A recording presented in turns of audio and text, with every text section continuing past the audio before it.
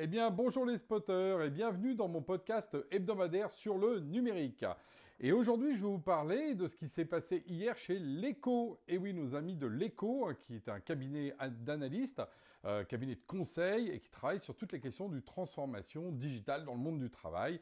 Et tous les ans, ils font un travail remarquable et remarqué, qui s'appelle l'état de l'art de la transformation interne, où ils analysent effectivement, en gros, tout ce qui se passe autour de la transformation dans les entreprises, plutôt les grandes, c'est quand même ça un peu leur prisme, mais également côté éditeur de logiciels, et donc pour voir comment tout ça évolue et grandit. Donc on y était, moi j'étais présent, ça dure plus de 3 heures non-stop, présenté par l'Echo avec un certain nombre d'intervenants. Mais également, à la fin, il y a ce panorama que vous pouvez télécharger sur le site de l'Echo, référentiel.leco.fr, avec plus de 250 pages à récupérer pour ça, et avec une mine d'or d'informations et d'analyses.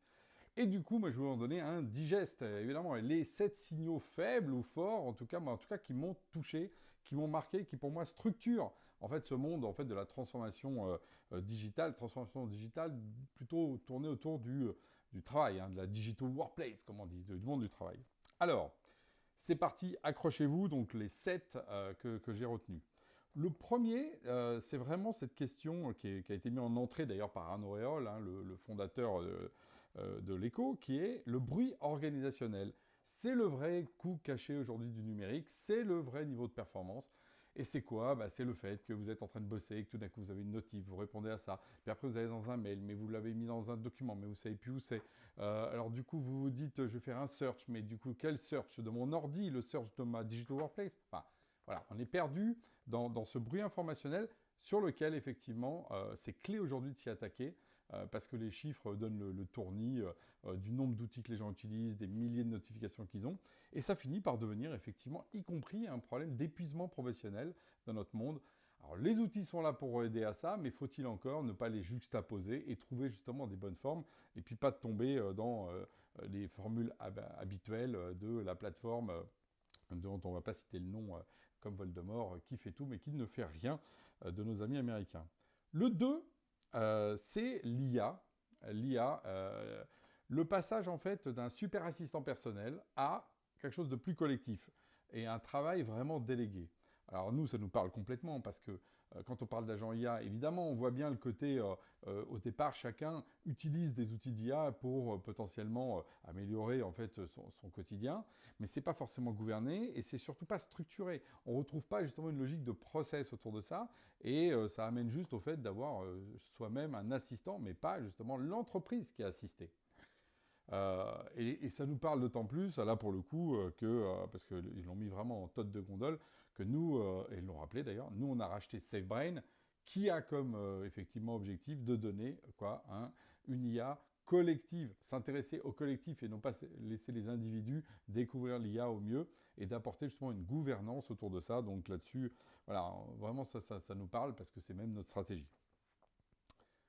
Le troisième point, c'est cette question de souveraineté. Alors longtemps avec l'Echo, c'était un peu compliqué sur ce sujet parce que l'Echo, ils analysent ce qui se passe, voilà, donc pas forcément ce qu'il faudrait toujours. Des fois, ils regardent leurs clients.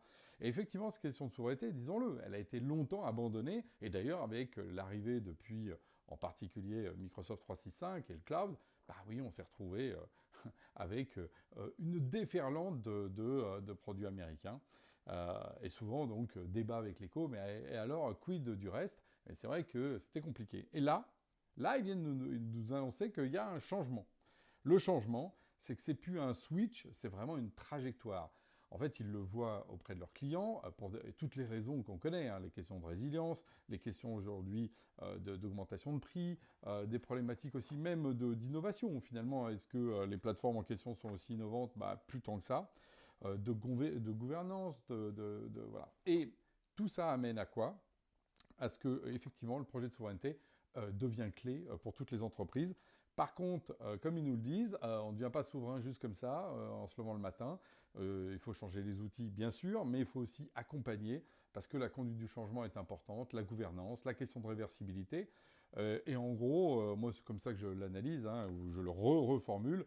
Il ne s'agit pas de devenir souverain en changeant de dépendance. Donc ça veut dire qu'il faut repenser le rapport à ces, en particulier sous-traitants, et toutes les solutions logicielles qui existent. Voilà. Donc le switch et la trajectoire de la souveraineté. Sur le 4 point, c'est que du coup, qu'est-ce qui va faire cette trajectoire? Et là, c'est intéressant parce que l'écho introduit d'ailleurs 4 acteurs importants, dont un dont généralement il ne parlait pas forcément par rapport à ça, et vous allez comprendre pourquoi. Le premier, c'est les big tech. Bien sûr, les big tech vont être là. Ce n'est pas demain matin qu'on va sortir de Microsoft ou de Google Azure sur le cloud, mais comme ils disent, il faut commencer. Voilà, soyez audacieux, 2026, allez-y. Donc les big tech, bougez. Deuxième chose, c'est les acteurs. Et là, effectivement, dans la matrice, donc je vous laisserai regarder cette fameuse grande matrice qu'ils analysent. En fait, ce qu'ils ont un peu sorti, c'est globalement, il y a ceux qui sont encore dans le monde GAFAM, hein, les surcouches ou les gens très pro-GAFAM. Et ça, il y en a un paquet, hein, à commencer par le leader du marché, l'UMAPS, par exemple, qui tourne sur Google ou Microsoft, pour prendre cet exemple-là, mais qui, du coup, en plus, racheté par un fonds américain, n'est plus du tout dans cette logique de souveraineté. Et par contre, il y a 4 acteurs pour eux qui sortent du lot. Donc je vais vous les donner. En plus, on a le plaisir d'être dedans. Spoiler, voilà. Donc, et par ordre alphabétique, hein, je voulais surtout froisser ces personnes. Dans l'ordre, dans l'ordre alphabétique, Exoplatform, Jalios, Gemspot et Wimi. Voilà, on trouve les 4. Je rappelle qu'il y en a 2, Wimi et Gemspot, qui ont été sélectionnés également par France 2030 pour être justement ces plateformes alternatives. Donc on retrouve peu ou prou les acteurs qui font le marché. Alors après, il y a toujours discuté de rajouter d'autres, hein. Il ne s'agit pas d'être exclusif, et vous savez que moi, je porte toute la filière au sein du CSF.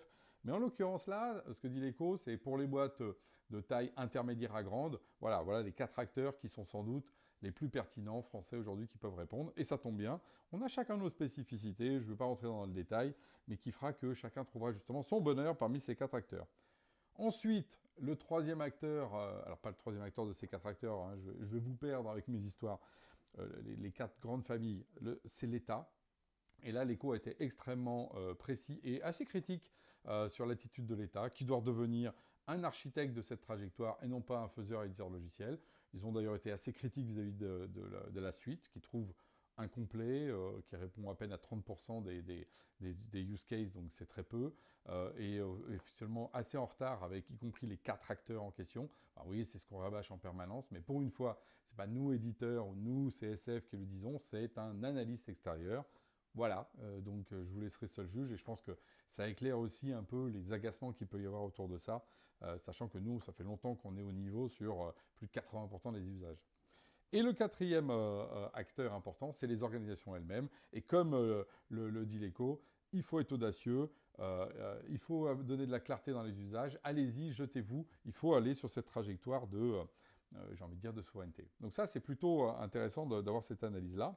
Et le piège pour l'écho, c'est le piège du Microsoft générique, hein. Ils font l'équivalent avec les médicaments génériques. En fait, non seulement on met du temps pour les mettre sur le marché, mais en plus, ils n'ont pas de valeur. Donc, ce que dit l'écho, ça c'est le 5e grand message, c'est aller chercher des usages nouveaux. Allez chercher ce qui va faire votre différentiel et qui va faire effectivement que vous allez chercher auprès de vos utilisateurs finalement aussi de l'envie métier et de l'envie justement de passer à autre chose que les vieux systèmes qu'ils utilisent depuis très longtemps. Et donc, il dit aussi, c'est intéressant, ça ne confondez pas satisfaction et adhésion. Oui, les gens sont satisfaits de Microsoft, mais comme on se satisfait des choses, mais comme vous regardez ce qui se passe, vous DSI par exemple, et vous voyez tout le shadow IT qui est en place, bah, vous dites bien qu'à un moment donné, c'est-à-dire qu'il y a de la fuite. Et s'il y a de la fuite, c'est-à-dire qu'il n'y a pas de plaisir. Le combo explosif, au bon sens du terme, c'est quoi d'après vous en 2026? Eh bien voilà, l'IA plus la souveraineté. Donc, l'IA sans souveraineté, c'est une dépendance qui s'aggrave. Donc surtout, n'investissez pas dans de l'IA non souveraine. De la souveraineté sans IA, bah, voilà, c'est le déclassement assuré, parce qu'il ne faut pas être de la souveraineté qui ne soit pas sans IA. Et donc le vrai sujet, c'est l'IA contextualisée, et c'est les plateformes qui vont pouvoir emmener tout ça par rapport à leur proposition de valeur. Donc c'est vraiment intéressant de voir que c'est ce combo gagnant qui va pouvoir tout faire basculer. Et le dernier pour la route, parce que celui-là, il m'a fait plaisir aussi. Il faut dire quand même que c'est aussi un peu le retour sur notre secteur, mais aussi le travail qu'on fait tous.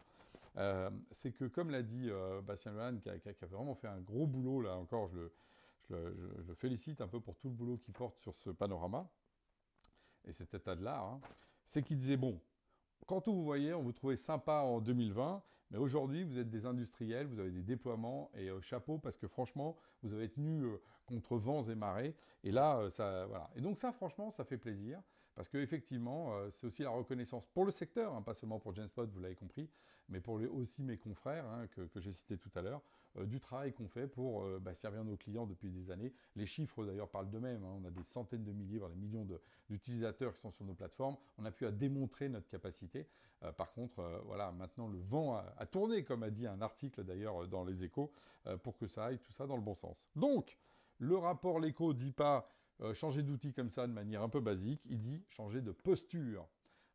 Voilà ce qui nous invite à faire tous, de ces 7 signaux faibles que j'ai essayé de partager avec vous, comme d'habitude, de manière la plus lisible et la plus forte possible. Moins de bruit, plus de clarté, plus de souveraineté. Tout ça dans une plateforme qui invente les usages de demain avec de l'IA. Voilà. Moins de dépendance subie et plus de trajectoire assumée. Ça nous invite tout simplement aussi à prendre notre destin en main. C'est pas une belle, c'est une belle engagement pour tous. Et c'est vrai que ça donne envie. Donc voilà. Merci encore à l'Écho pour le boulot remarquable qu'ils font là-dessus. Et je vous dis à la semaine prochaine. Et vous, qu'est-ce que vous allez faire justement pour faire votre premier pas? Voilà, mettez-le dans les commentaires. Quelle est votre trajectoire de souveraineté? Reprenez-vous les choses en main. Voilà, d'ici la semaine prochaine, on aura l'occasion d'échanger par commentaire. Sur ce, à plus.